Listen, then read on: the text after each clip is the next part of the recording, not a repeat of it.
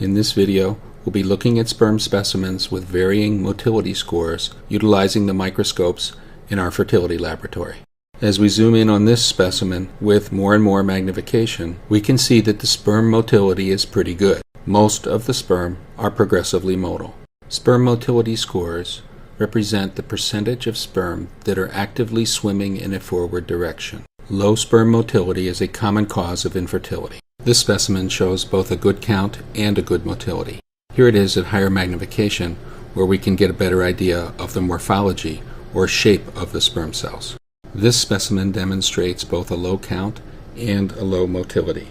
There are many immature sperm forms present, and the progressive motility is poor.